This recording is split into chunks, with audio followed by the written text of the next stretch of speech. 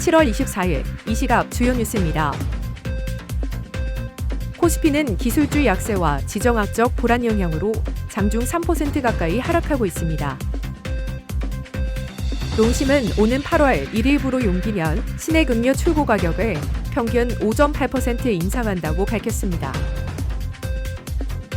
미 재무부는 보고서에서 엔화의 참담한 저평가를 지적하며 일본은행의 추가 금리 인상을 주문한 것으로 나타났습니다. 금융당국은 단일 종목 레버리지 상품의 기본 예탁금 강화를 이달 31일로 조기 시행한다고 발표했습니다. 이재명 대통령은 샌프란시스코와 남미 순방을 통해 AI 관련 기술과 핵심 광물 에너지의 글로벌 공급망을 확장하는 외교 전략을 추진합니다. 코스피가 장중 3% 가까이 급락했습니다. 24일 오전 코스피는 전장보다 2.96% 내린 6,886.67에 거래됐으며 장중 낙폭이 3.8%를 넘어 6,825.22까지 밀리기도 했습니다. 간밤 뉴욕 증시에서 AI 자본 지출 부담으로 기술주가 급락한 여파가 국내 증시를 강타했습니다. 삼성전자는 4.44% 내린 25만 8천 원, SK하이닉스는 4.64% 하락한 183만 원에 거래됐습니다. 반면 삼성바이오로직스는 7.69% 급등한 148만 5천 원을 기록하며 바이오 업종이 강세를 보였습니다. 중동 긴장 고조로 유가가 $100를 돌파한 가운데 한화에어로스페이스는 9.19% 오른 104만 6천 원에 거래되며 방산주도 동반 상승했습니다. 미래에셋증권 서상영 연구원은 외국인 순매수가 유입된 바이오 종목 등이 강세를 보이고 있다고 분석했습니다. 농심이 다음 달 1일부터 주요 제품 가격을 올립니다. 육개장사 발명과 새우깡을 포함한 용기라면, 스낵, 음료 제품의 출고 가격이 평균 5.8% 인상됩니다. 용기라면은 평균 6%, 스낵은 5.5%, 음료는 7.7% 각각 오릅니다. 육개장사 발면은 1,100원에서 1,200원으로, 새우깡 90g은 1,500원에서 1,600원으로 오를 전망입니다.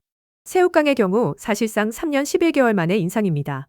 다만 신라면 등 라면 매출의 63%를 차지하는 봉지라면 전 품목은 이번 인상에서 제외됐습니다.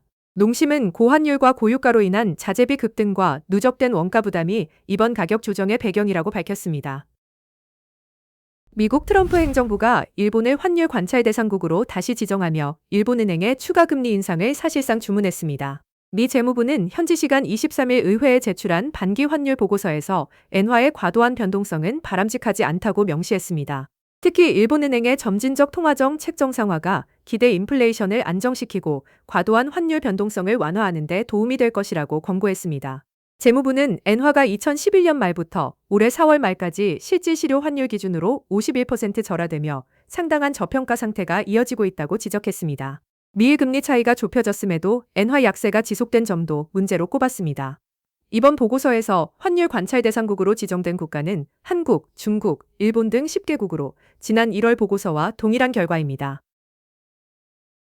단일 종목 레버리지, ETF와 ETN 투자 규제가 대폭 강화됩니다. 금융위원회와 금융담보원, 한국거래소, 금융투자협회가 오늘 31일부터 기본 예탁금 강화 조치를 조기 시행한다고 밝혔습니다.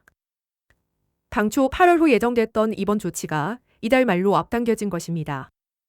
핵심은 순수 현금 3천만 원 이상을 보유해야만 신규 또는 추가 매수가 가능하다는 점입니다. 기존에는 주식, ETF, 채권 등 대웅증권을 현가액의 70%까지 인정받아 1,000만 원 상당의 예탁금 요건을 충족할 수 있었습니다. 하지만 앞으로는 보유 주식 등 대웅증권이 전혀 인정되지 않아 투자자들의 각별한 주의가 필요합니다. 이재명 대통령이 24일부터 7박 11일간의 순방에 나섭니다. 취임 이후 가장 긴 일정으로 이재명 정부의 첫 AI 공급망 외교가 본격 시작됩니다. 첫 방문지인 미국 샌프란시스코에서는 다리오 아모데이 엔트로픽 CEO, 샘 올트먼 오픈 AI CEO, 젠슨 황 엔비디아 CEO, 혹탄 브로드컴 사장 겸 CEO를 차례로 만납니다. 이어 앤드레슨 호로위츠, 세코이아 캐피털 등 실리콘밸리 주요 벤처 캐피털 6개사 대표와도 회동해 기술과 자본을 연결합니다. 순방 무대는 이후 남미로 이동해 브라질, 칠레, 아르헨티나에서 리튬, 구리, 히토류 등 핵심 광물과 에너지 공급망 확보에 나섭니다. 이 대통령은 샌프란시스코에서 한국을 글로벌 AI 생태계의 대체 불가능한 국가로 만들겠다는 샌프란시스코 AI 선언도 발표할 예정입니다.